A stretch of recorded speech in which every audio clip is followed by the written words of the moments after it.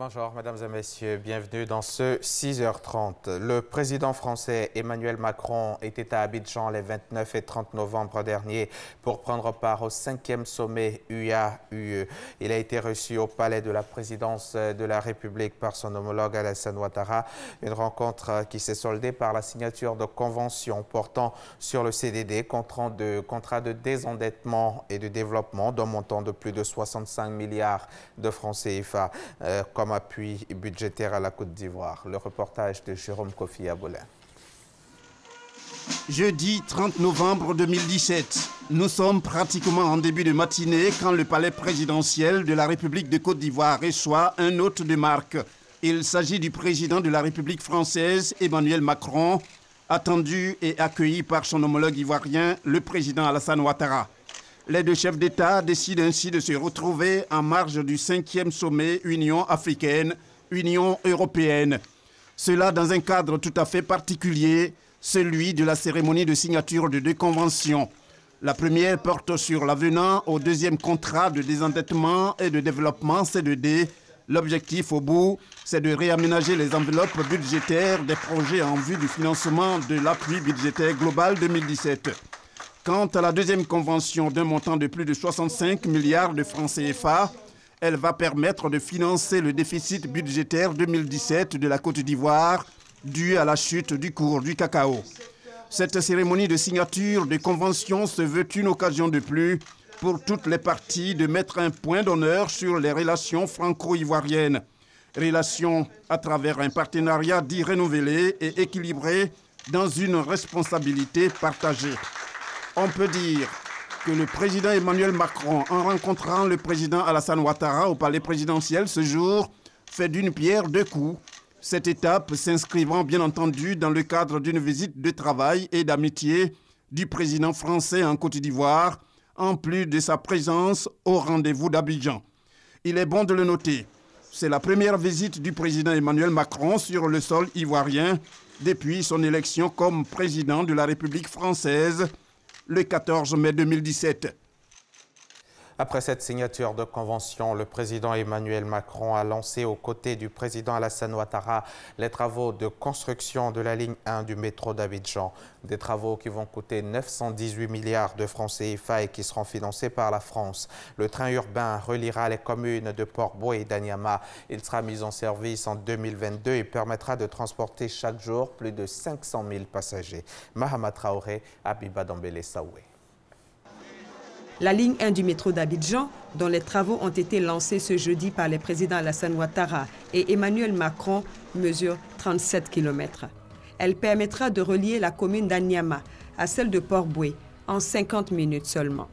Durant le trajet, ce métro va effectuer des escales dans ses 20 différentes stations établies dans les communes d'Abobo, d'Adiamé, du Plateau, de Trècheville et de Marcory.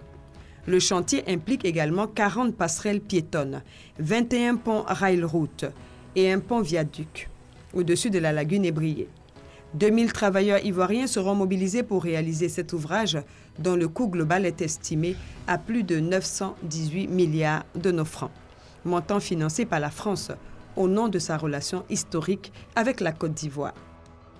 C'est un projet d'aménagement urbain pour une mégalopole régionale, continentale, qui est indispensable. C'est un projet qui changera la vie des habitants, qui permettra de développer l'activité économique et qui est cohérent avec vos engagements climatiques parce qu'il réduira les déplacements individuels.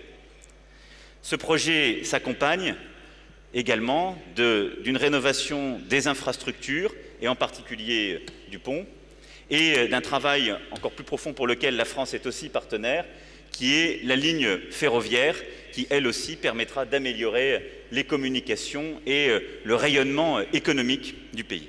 Je suis fier qu'un groupement d'entreprises français permette la réalisation de ce projet au bénéfice des Abidjanaises et des Abidjanais. Et je veux ici vous dire que la France vous a proposé une offre de financement sans précédent. Avec 1,4 milliard d'euros, cette offre constitue l'effort le plus important que la France ait jamais réuni au démarrage d'un projet de transport urbain à l'étranger. Je me réjouis du lancement des travaux de la construction du métro d'Abidjan, un projet ambitieux dont la matérialisation doit beaucoup à votre engagement personnel, à voir la France nous accompagner dans son financement. Ce projet, dont je souhaite l'aboutissement rapide, est un motif de grande fierté.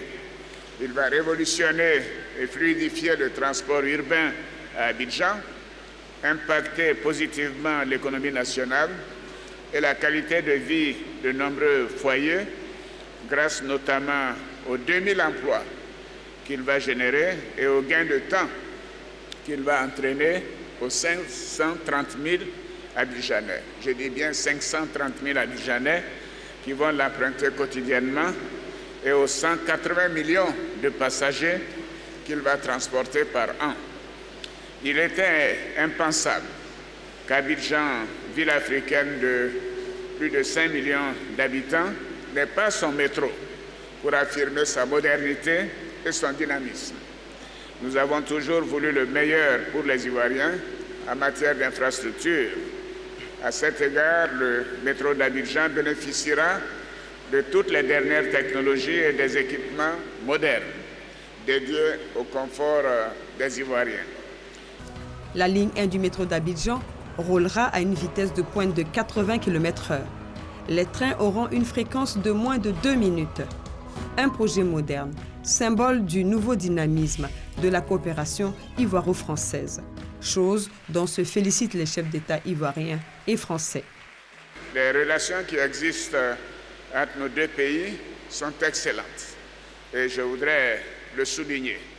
Elles se renforcent davantage et se diversifient chaque jour. Et cela ne peut que me réjouir personnellement. La solide relation qui existe entre la Côte d'Ivoire et la France nous permettra de surmonter bien de défis globaux au plan sécuritaire, économique et de gouvernance. La Côte d'Ivoire est un partenaire de tout premier plan pour la France et un partenaire qui prend toutes ses responsabilités pour le continent africain. Notre relation bilatérale, ancienne, forte, vivace, qui est faite de femmes et d'hommes vivant entre nos deux pays et dans nos deux pays, d'histoire familiale et de génération en génération, elle se traduit par des projets concrets qui vont changer la vie des Ivoiriens. La mise en service de la ligne 1 du métro d'Abidjan est prévue pour 2022. Elle viendra ainsi désengorger le trafic routier et lagunaire dans la capitale économique ivoirienne. Une deuxième ligne de métro est également envisagée pour la modernisation de la ville d'Abidjan. Les communes de Yopougon et de Bingerville seront respectivement les points de départ et d'arrivée de cette autre ligne de métro. Outre la France, la Côte d'Ivoire avance avec bien d'autres pays et la coopération ivoiro-mauricienne est un bel exemple. Grâce à cette collaboration, les tours jumelles de 16 étages chacune sortiront prochainement de terre. Ce sera au Vitib, le village des technologies de l'information et de la biotechnologie. Bruno Nabagné-Koné, le ministre de la Communication, de l'économie numérique et de la Poste, et le Premier ministre mauricien ont lancé hier vendredi les travaux de construction qui vont durer 2 ans. Ils coûteront plus de 10 milliards de francs CFA. La signature de cet accord cadre entre le Fonds mauricien pour l'Afrique et le village des technologies de l'information et de la biotechnologie Vitib de Grand Bassam marque le démarrage des travaux de construction de ces tours jumelles de 16 étages chacune. La fin des travaux est prévue dans 24 mois. Ce projet est entièrement financé par un investisseur privé mauricien à plus de 10 milliards de francs CFA. En donnant le feu vert à la concrétisation de ce projet, vous faites œuvre de pionnier, car la mise en place d'une infrastructure de cette envergure constitue une première et une étape historique dans le développement de l'économie numérique en Côte d'Ivoire. Selon le Premier ministre mauricien, la construction des tours jumelles va donner une nouvelle impulsion à la stratégie africaine de son pays, tout en facilitant les investissements mauriciens en Afrique. Le ministre de la Communication, de l'économie numérique et de la Poste, représentant le Premier ministre ivoirien, a salué l'excellence des relations entre la Côte d'Ivoire et l'île Maurice. Bruno Nabagné-Koné a rappelé le rôle clé que joue l'économie numérique dans le développement économique d'un pays. Les technologies de l'information et de la communication sont une réelle opportunité pour la modernisation de nos économies, de nos administrations et un outil qui améliorera véritablement dans la durée notre environnement et les conditions de vie de nos populations. L'espace qui accueille la cérémonie de ce jour ambitionne de devenir un écosystème où l'on retrouvera le gratin des TIC de l'activité numérique. À l'issue de l'accord cadre signé aujourd'hui entre le VITIB et le Fonds mauricien pour l'Afrique, d'autres projets similaires voient le jour. C'est en mars 2017 qu'un protocole d'accord avait été signé, établissant une collaboration entre le VITIB et le Fonds mauricien pour l'Afrique, afin d'attirer les investisseurs de l'île Maurice dans la zone franche de la biotechnologie et des technologies de l'information et de la communication.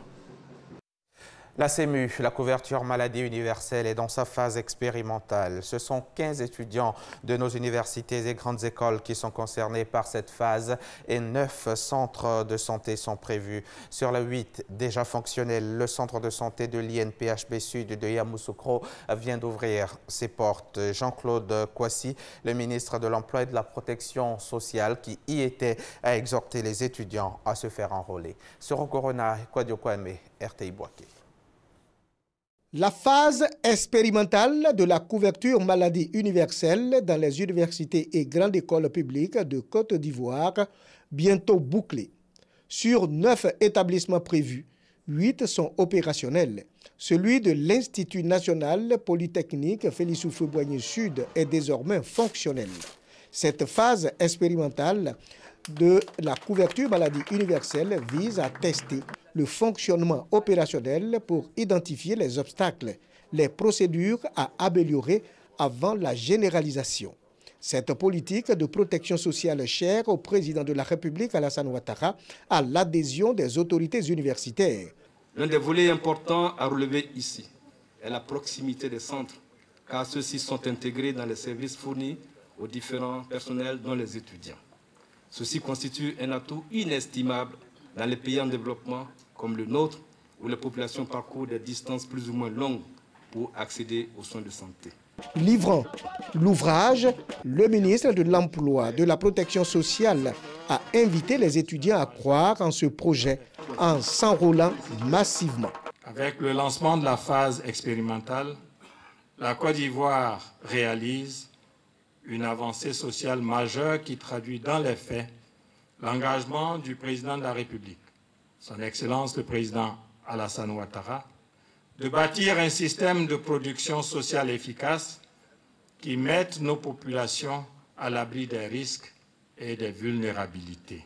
La cotisation des étudiants au cours de la phase expérimentale est prise en charge par l'État à travers la Caisse nationale d'assurance maladie.